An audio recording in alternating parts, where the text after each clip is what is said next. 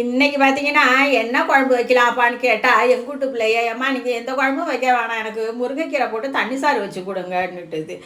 அது பார்த்தீங்கன்னா சிறுபருப்பையும் கொஞ்சம் மஞ்சள் பொடி போட்டு வெங்காயம் தக்காளி இதுக்கு பார்த்தீங்கன்னா பச்சை மிளகாய் சேர்க்க மாட்டாங்க. இதுக்கு காஞ்ச மிளகாய் தாங்க கிள்ளி போட்டு சேர்த்தா நல்லா வாசனையாக இருக்கும்.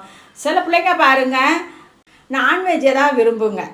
இது காலேஜ் படிக்கும்போது கூட அங்கேருந்து கீரை தண்ணி சார் தான் வைங்கம்மாங்கும். சரி அதுக்கு அது பிடிச்சி போச்சு போல். அந்த குழம்புக்கு பார்த்தீங்கன்னா உருளைக்கிழங்கு வறுவல் ரவுண்ட் ரவுண்டாக வறுக்குவோம் பாருங்க, அது மாதிரி தாங்க இதுக்கு பிடிக்கும். இதுவாக கீரை குழம்பு வச்சு கொடுத்தாவே போகிறோம், அது சாப்பிட்றோம், ஜம்முன்னு சாப்பிட்றோம்.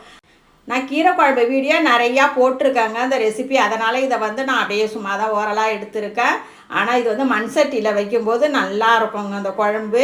நான் இது துவரம்பருப்புலாம் சேர்க்க மாட்டோம். சில பேர் துவரம்பருப்பு பாசிப்பருப்பு சேர்த்து வைப்பாங்க, தேங்காய் அரைச்சி விட்டு வைப்பாங்க, அதுக்கு வேணால் நீங்கள் சேர்த்துக்கலாம். இது நான் அப்படியே தண்ணி சாறு மாதிரி தாங்க வைக்கிறேன். இதுக்கு பார்த்திங்கன்னா தாளிப்பு கடுகு உளுத்தம்பருப்பு ஒரு 2 இது பிஞ்ச அளவுக்கு ஜீரகம் போட்டு தாளிச்சிக்கிங்க, அவ்வளோதான். இது உருளைக்கிழங்கு வறுக்கிறதுக்கு. கீரை குழம்புக்கு கொஞ்சம் துளுராக எடுத்துக்கிட்டிங்கன்னா நல்லா சாஃப்டாக இருக்குங்க கீரை. சில பேர் கேட்குறீங்க கீரையை ஒரு கொதியில் இறக்குறீங்கம்மா வேகாமல் இருக்கும் அப்படின்னு. அப்படிலாம் இல்லைங்க, கீரை நமக்கு ஒரு கொதியில் நல்லா அப்படியே வெந்து வந்துடுங்க. இது என்ன பெரிய இதாக வேகிறதுக்கு ஒரு கொதி போருங்க. இதுக்கு பார்க்க பச்சை பசேல்னு இருக்கும். மூடி போடாமல் இதை நம்ம ஒரு கொதி விட்டு இறக்க வேண்டியதாங்க. இதுக்கு கடைசியாக மிளகு ஜீரகம் சின்ன வெங்காயத்தை தட்டிட்டு சேர்த்துட வேண்டியதுதான்.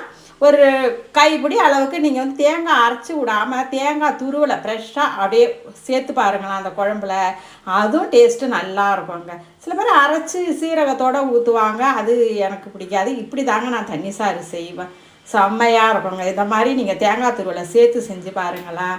அது தாங்க இன்றைக்கி நம்ம வீட்டில் இன்றைக்கி கீரை குழம்பு தாங்க இன்றைக்கி.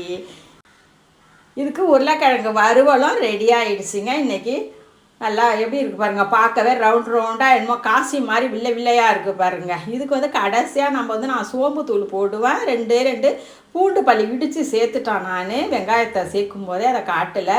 அவ்வளோதாங்க இதுக்கு உருளைக்கிழங்கு வறுவலும் ரெடி. இப்போ நாங்கள் சாப்பிட போகிறோம்.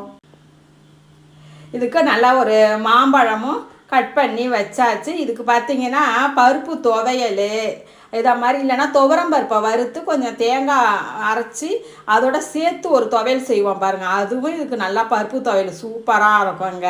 இதை மாதிரி நீங்களும் இந்த கீரை குழம்பு உருளைக்கிழங்கு வறுவலோடு செஞ்சு சாப்பிட்டு பாருங்களேன், அவ்வளோ சூப்பராக இருக்கும். அதுவும் ஒரு துவையலோடு வச்சு சாப்பிட்டா இன்னும் ஜம்முன்னு இருக்கும்னா பார்த்துக்குங்க. நாளை ஒரு விழாவில் சந்திப்போம்.